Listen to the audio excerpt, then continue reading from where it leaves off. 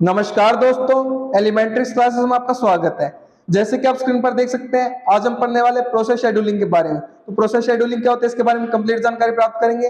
Video को शुरू करने से पहले मैं आपको एक बात बता देना चाहता हूं कि हम ऑपरेटिंग सिस्टम सब्जेक्ट को कवर कर रहे हैं, तो इसकी सभी वीडियोस की प्लेलिस्ट आपको चैनल पर मिल जाएगी, आप देख सकते हैं। और भी सब्जेक्ट्स की प्लेलिस्ट आपको चैनल पर मिल जाएगी, उनको भी आप देख सकते हैं, वो भी आपके लिए काफी यूजफुल रहेंगी। तो शुरू करते हैं आज टॉपिक प्रोसेस शेड्यूलिंग। ठीक है, अगर आपको प्रोसेस के बारे में नहीं पता तो प्लेलिस्ट में आपको वीडियो मिल जाएगी, स्पेशल वीडियो बना रखी है मैंने उसके लिए, आप उसको देख सकते हैं। उसमें आपको प्रोसेस का कांसेप्ट अच्छे से समझ में आ जाएगा। यहाँ पर मैं आपको बता देता हूँ, प्रोसेस का मतलब होता है अब प्रोग्राम इन एग्जीक्यूशन। तो जो प्रोग्राम हमारा एग्जीक्यूशन में है उसको हम बोलते हैं प्रोसेस। ठीक है, और शेड्यूलिंग का क्या मतलब है, उसके लिए एक टाइम टेबल बनाना, प्रोसेस के लिए शेड्यूल करना उसको, किस समय पर वो हमारा रन करेगा, प्रोसेस रन करेगी, काम करेगी, कार्य करेगी। ठीक है, क्लियर है बात। The process scheduling is the activity of the process manager that handles the removal of running process from the CPU। तो जो प्रोसेस शेड्यूलिंग होती है वो हमारी एक गतिविधि होती है, जो क्या होती है, हमारी प्रोसेस मैनेजर जो होता है, हमारा प्रोसेस का प्रबंधक होता है, वो हैंडल करता है, वो संभालता है removal of the running process from the CPU. CPU से जो हमारी रनिंग प्रोसेस जो हमारी रन कर रही है, चल रही है, उसको रिमूव करने के लिए, उसको हटाने के लिए, and selection of another process, और दूसरी प्रोसेस का सिलेक्शन करने के लिए, दूसरी प्रोसेस को सिलेक्ट करने के लिए, चुनने के लिए, on the basis of particular strategy, किसी विशेष नीति के आधार पर, किसी विशेष योजना स्ट्रेटेजी के आधार पर। ठीक है, क्लियर है बात। Process scheduling is the essential part of multi programming operating system. तो जो प्रोसेस शेड्यूलिंग होती है हमारी बहुत ही इंपॉर्टेंट, बहुत ही महत्वपूर्ण पार्ट होती है, जरूरी पार्ट होती है मल्टी प्रोग्रामिंग ऑपरेटिंग सिस्टम का। Such operating system allow more than one process to be loaded in executable memory at a time. तो एक टाइम पर एग्जीक्यूटेबल मेमोरी में ऐसे जो प्रोग्राम्स हमारे होते हैं, मल्टी प्रोग्रामिंग ऑपरेटिंग सिस्टम होते हैं, वो क्या करते हैं, अलाउ करते हैं, अनुमति देते हैं कि एक से ज्यादा प्रोसेस लोड हो सकती है एग्जीक्यूटेबल मेमोरी में एक टाइम पर। And the loaded process share the CPU using time multiplexing. और जो जितनी भी लोडेड हमारी जो प्रोसेसेस हैं, वो क्या कर सकते हैं, सीपीयू शेयर कर सकते हैं, सीपीयू साझा कर सकती है टाइम मल्टीप्लेक्सिंग का इस्तेमाल करके। ठीक है, अब देखते हैं प्रोसेस शेड्यूलिंग क्यूज। ठीक है, तो प्रोसेस शेड्यूलिंग की हमारी क्यूज देखते हैं, कतार देखते हैं, ठीक है, पंक्ति देखते हैं, श्रेणी देखते हैं। The operating system maintains all PCBs in process scheduling queues.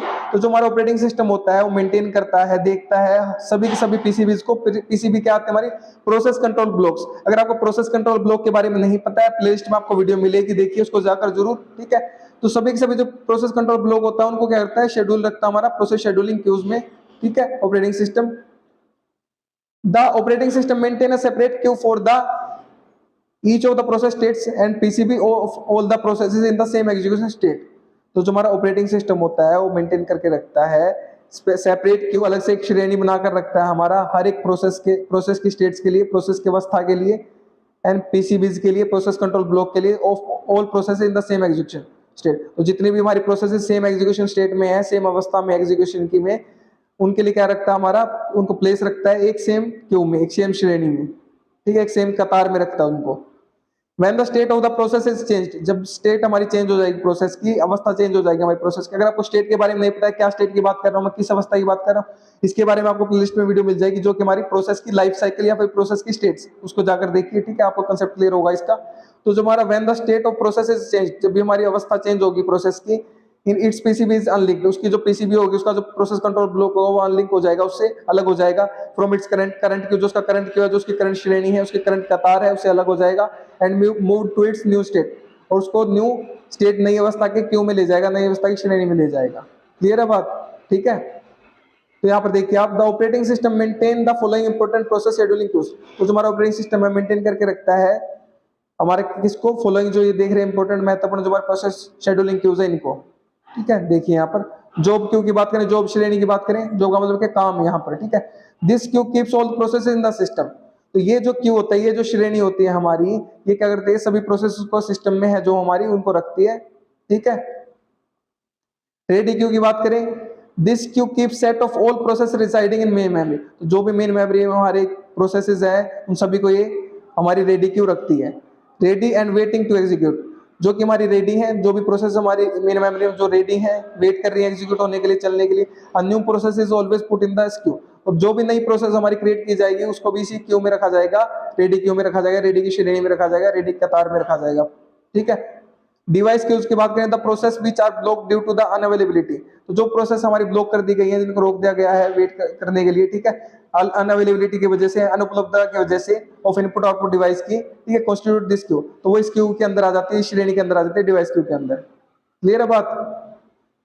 तो यहाँ पर आप डायग्राम देख सकते हो हमारा क्यू के लिए, शेड्यूलिंग के लिए हमारा, ठीक है। तो ये आपको दिख रहा होगा, यहाँ पर हमारी जॉब क्यू है, इनपुट आउटपुट है, इनपुट आउटपुट वेटिंग क्यू है, रेडी क्यू है, और सीपीयू के साथ कनेक्टेड है सारे, और एग्जिट हमारे यहाँ पर चांस है। इसको पढ़ते हैं एक बार। The operating system can use different policies to manage each queue, तो हर एक क्यू को, हर एक श्रेणी को मैनेज करने के लिए, प्रबंध करने के लिए, उसका संभालने के लिए ऑपरेटिंग सिस्टम क्या करता है, अलग अलग पॉलिसीज, अलग अलग नीतियों का इस्तेमाल करता है, जैसे FIFO, round robin, priority etcetera, इन सब पॉलिसीज का इस्तेमाल करता है। The OS scheduler, operating system scheduler, determines how to move process between the ready and run queues, तो जो हमारा OS scheduler होता है, OS का जो टाइम टेबल होता है, वो डिटरमाइन करता है, बताता है कि कैसे जो हमारी प्रोसेस है वो मूव करेंगी, जाएंगी रेडी स्टेट से रन क्यूज में, रन की श्रेणी में, ठीक है।